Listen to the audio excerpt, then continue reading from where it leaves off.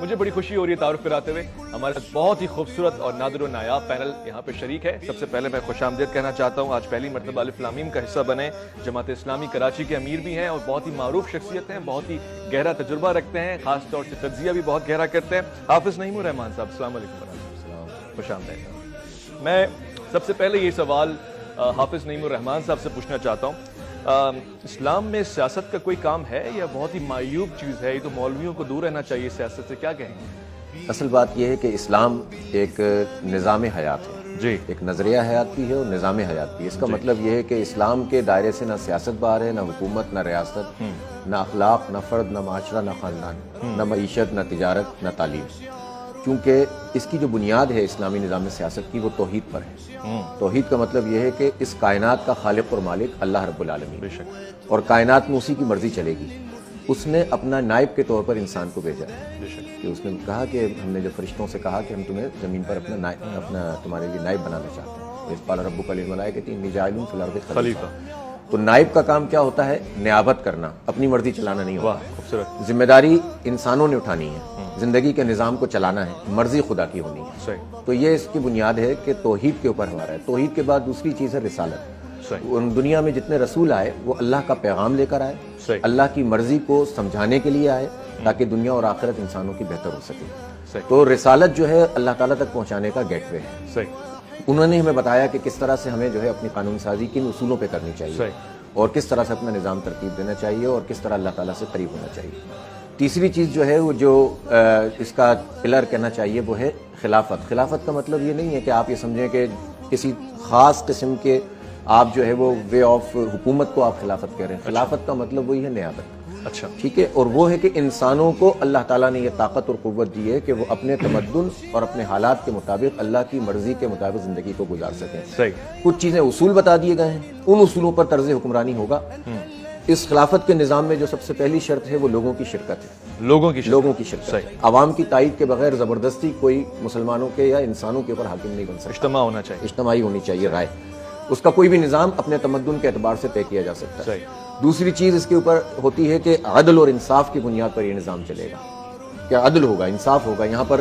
تیسری چیز یہ ہوتی ہے کہ دنیا کی جتنی بھی چیزیں ہیں جی, وہ ساری کی ساری عام لوگوں کے لیے بالکل عام ہے. ہر ایک کو اس میں دسترس حاصل ہے. جو کامن چیزیں ہیں, جو خزانے ہیں زمین کے, سب کے لیے دستیاب ہونے چاہیے.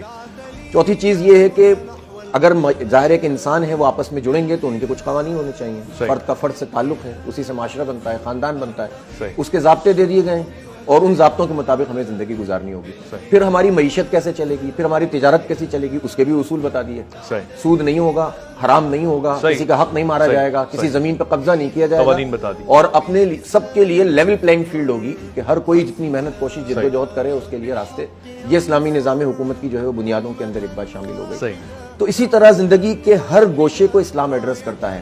یہ تصور بالکل درست ہے کہ حکومت اور سیاست کا اسلام سے کوئی تعلق نہیں. اچھا, اسلام کوئی ایسا مذہب نہیں ہے کہ جو صرف جو ہے وہ روحانیت کو ایڈریس کرتا ہو. یہ تو بہت پرانا تصور ہے روحانیت, اور اس کا تصور بھی یہ ہے کہ جسم اور روح علیحدہ علیحدہ چیزیں اور ایک دوسرے سے متصادم ہیں. جبکہ اسلام کا تصور یہ ہے کہ جسم اور روح کے رشتے کا نام انسان ہے, اور اس کی ذمہ داری ہے کہ زندگی کی ہر چیز میں اللہ کی اطاعت اور بندگی. جمہوریت جو مغربی ہے اس کی بنیاد کے اندر یہ بات ہے کہ سارے انسان مل کر اگر کوئی فیصلہ کرتے ہیں تو وہ حلال کو حرام کر سکتے ہیں, حرام کو حلال کر سکتے ہیں. اسلام یہ کہتا ہے کہ آپ فیصلے سب جمہور کی بنیاد پہ کریں گے, اجتماعی رائے سے کریں گے, مشاورت سے کریں گے, لیکن ان پرنسپل کچھ چیزیں اللہ تعالیٰ نے آپ کے لیے طے کر دی ہیں, اس سے بغاوت نہیں کریں گے. اللہ کے حکم کے خلاف اگر جمہور پورے 7 ارب انسان بھی مل کر کوئی فیصلہ کرنا چاہے تو نہیں کر سکتے. اللہ کی دی ہوئی جو رائے اور آزادی ہے اس میں رہتے ہوئے اپنے تمدن کے لیے اور اپنی ضرورت کے لیے جو فیصلہ ہے وہ سب باہم مشاورت کے ساتھ. خوب. میرے حافظ نعیم الرحمان صاحب, پرویز البائی صاحب تو فرما رہے ہیں کہ کوئی ایسا نظام حکومت معین نہیں ہے, تو پھر آپ نے کیسے یہ بنا لیا کہ جمہوریت ہو یا خلافت ہو؟ کہاں پہ کوئی مثال ملتی ہے؟ اصل میں دیکھیں, جو بنیادی بات ہے بھائی صاحب کی وہ یہ کہہ رہے ہیں کہ اسلام اور سیاست کا تعلق نہیں, اور قرآن میں کہیں موجود نہیں ہے. میرا خیال ہے کہ ہم سب کو مطالعہ کرنا چاہیے قرآن پاک کا. ہماری تو کوئی بات نہیں, اللہ اور اس کے رسول کی بات ہے. رسول پاک صلی اللہ علیہ وسلم کی ایک حدیث ہے جس کو ہم ڈینائی نہیں کر سکتے, وہ یہ ہے کہ بنی اسرائیل کی جو سیاست ہے وہ بنی اسرائیل کے انبیاء کرتے تھے. اچھا, ٹھیک ہے نا, یہ بالکل مستند حدیث ہے. صحیح. اس کے بعد حضرت یوسف علیہ السلام نے کیا فرمایا؟ صحیح. ٹھیک ہے نا, चलें, पूरी एक सूरत है हज़रत यूसुफ अलैहिस्सलाम की पूरी ज़िंदगी के ऊपर, फिर उनकी इमामत और उनकी जो है वो हुकूमत वज़ीर मुअय्यन किए गए, जो रसूल अकरम सल्लल्लाहु अलैहि वसल्लम को अल्लाह ताला ने इरशाद फरमाया कि हुवल्लज़ी अरसला रसूलहू बिलहुदा व दीनिल हक़्क़ि लियुज़हिरहू अला दीनि कुल्लिही। उसका मतलब ही यह है कि हमने, वही अल्लाह है जिसने रसूल को हिदायत के साथ और दीन हक़ के साथ भेजा ताकि इस दीन को दुनिया के तमाम अदियान पर गालिब कर दे। यहाँ दीन का मतलब मजहब नहीं है, अच्छा, यानी रिचुअल्स का नाम दीन नहीं है, अच्छा, सिर्फ नमाज रोजे हज का नाम दीन नहीं है। दीन निज़ाम ज़िंदगी का नाम है। अरबी ज़ुबान में दीन कहते हैं निज़ाम इताअत को, जिसमें एक हाकिम होता है और सब उसके मुती होते हैं। सही, ठीक है। तो अलद्दीन कुल्ली का मतलब जिनसे दीन के ऊपर जिंदगी की जितनी तफसीलात हैं उन सब को ऊपर जो है वो दीन हक को गालिब कर दिया जाए। सही, ये अल्लाह की तरफ से इरशाद है। अभी मुझे बताएं ना कि अगर इस्लाम और सियासत अलग अलग हैं जी, तो इस्लाम माशी निजाम के लिए क्या कोई रहनुमाई नहीं करता? फिर सूद की आयत क्यों है कुरान में? ये सवाल मैं पूछूंगा। क्यों बैग और सूद की बात है? क्यों विरासत की बात की गई है? ठीक, क्यों वसीयत की बात की गई है? क्यों ये आयत है कि वमन लम यहकुम बिमा अंज़लल्लाहु फउलाइका हुमुल काफिरून ज़ालिमून फासिकून, के जो अल्लाह के हुक्म के मुताबिक फैसले नहीं करते वो जालिम हैं, काफिर हैं, फासिक हैं। सही है। हुक्म को कायम कौन करेगा? जब तक एक ऐसी कुव्वत नाफिजा नहीं होगी जो हुक्म को कायम कर सकती हो, तो मुआशरा कैसे आगे बढ़ेगा? एक फितरी सवाल है, इसका जवाब मैं लूंगा। हाफिज नईमुर रहमान साहब, अब देखिए मैं तालिब इल्म हूं हिस्ट्री का, सियासत का, इस्लाम का, और एक कॉमन आदमी हूं। मुझे नहीं समझ में आ रहा इस्लाम वाकई कोई निज़ाम हुकूमत नहीं दे रहा, और अगर दे रहा है तो खिलाफत दे रहा है, खिलाफत दे रहा है तो फिर जमहूरियत किस भला का नाम है? दो हिस्से कर लें।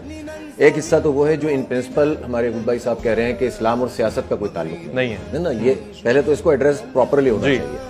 इस्लाम अगर और सियासत का कोई ताल्लुक नहीं होता, या हुकूमत और इस्लाम का कोई ताल्लुक नहीं होता, तो आप बताएं कि मदीना मुनव्वरा में रसूल पाक सल्लल्लाहु अलैहि वसल्लम की एक रसूल की जो हैसियत थी, वो ज़मीन के ऊपर किस पोजीशन में फैसले कर रहे थे? हाकिम के तौर पर नहीं कर रहे थे। वरना तो ये होना चाहिए था ना कि अब्दुल्ला बिन उबई को कबूल कर लेते हाकिम के तौर पर, नौज़ुबिल्लाह। और आप जो है वो इबादत सिखाते, नमाज सिखाते, रोज़ा सिखाते। आपने अब्दुल्ला बिन उबई की लड़ाई क्या थी, है ना? उसकी तो लड़ाई ये थी कि उसकी हाकमियत के ऊपर जद पड़ी थी। सही। तो आप सल्लल्लाहु अलैहि वसल्लम बहैसियत मजमूई सबके हाकिम करार पाए, बल्कि जो गैर मुस्लिम लोग थे उन्होंने भी कहा कि उनकी भी एक जरूरत थी, चूंकि जो कुछ यहूद उनके साथ कर रहे थे, तो उनकी जरूरत थी कि एक आदल और इंसाफ का निजाम मौजूद हो जिसमें रसूल पाक सल्लल्लाहु अलैहि वसल्लम पूरे उतरते थे। तो उन्होंने उनको अपना हाकिम तस्लीम किया। और वही बात कि जो बैनुल अक़वामी खुतूत आपने तबलीग के लिए लिखे या कबाइल से जो पैचअप किया, वो बहैसियत हाकिम के किया था या वो बहैसियत जो है वो एक रूहानी पेशवा के किया था? हाकिम के तौर पर किया था। कुरान पाक में जो मईशत की तफसीलात हैं वो नाफिज कैसे होंगी? हुकूमत के जरिए से होंगी। सही है। ताकत का सच है नहीं, ये बुनियादी बात है ना। जब आप सियासत को अलग कर देते हैं इस्लाम से, तो फिर ये सवाल पैदा होता है। तो हुकूमत और सियासत इस्लाम का हिस्सा है, और इसलिए बहुत जरूरी है अल अहम फल अहम के सबसे ज्यादा, चूंकि कुव्वत का सरचश्मा हुकूमत होती है, उसी के जरिए से पूरा माशरा पीछे चलता है, तो उसके अंदर तो सबसे ज्यादा इस्लाम होना चाहिए। नंबर ठीक। अब उसके बाद मैंने आपको शुरू में कहा था कि उसूल बता दिए।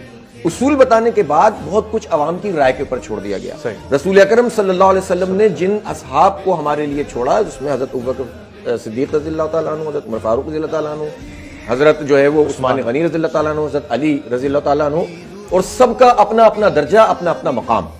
अगर आप नॉमिनेट कर देते तो फिर ये सिलसिला चल पड़ता। अच्छा। आप ये देखेंगे चारों खुलफाए राशिदीन का जो इंतखाब का तरीका रहा है ना, वो मुख्तलिफ रहा है। इससे अंदाजा ये हुआ कि उसूल एक है कि मुशावरत होनी चाहिए, बैत होनी चाहिए। उस वक्त बैत का तरीका राइज था, वोट नहीं था, बैत था। वो एक ही बात हो गई। ठीक है। उस बैत में क्या होता था, एक जो खास मामलात को लेकर चल रहे होते थे उनकी बैत, और उनके साथ साथ अवामुन्नास की बैत, यानी शूरा हो और अवामुन्नास की जो है वो राय। जब इस्लाम में मुलूकियत का तस्वुर नहीं है। अगर मुलूकियत का तस्वुर होता तो इमाम हुसैन रज़ियल्लाहु तआला अन्हु की लड़ाई क्या थी? ठीक हो गया, है ना? ठीक हो गया। तो ये बात मैं आपकी बात से खस करते हुए, हिजाज में जो इस निज़ाम हुकूमत है वो इस्लामी नहीं है, मुलूकियत इस्लामी नहीं है। ठीक हो गया। अच्छा, तो एक और बात इसमें बहुत अहम बात है, ये जो आपने खिलाफत उस्मानिया की बात की, या सल्जूकों की खिलाफत रही, या मुख्तलिफ बगदाद में खिलाफतें रही, दरहकीकत मुलूकियत में तब्दील तो हो गई थी, ईंट तो टेढ़ी पड़ गई थी, लेकिन इसके बावजूद इस्लाम के निज़ाम हुकूमत और इस्लाम के अखलाकी निज़ाम और माशी निज़ाम में इतनी ताकत है कि 1200 साल तक टेढ़ पड़ने के बावजूद अदल और इंसाफ का निज़ाम जो है वो कायम रहा।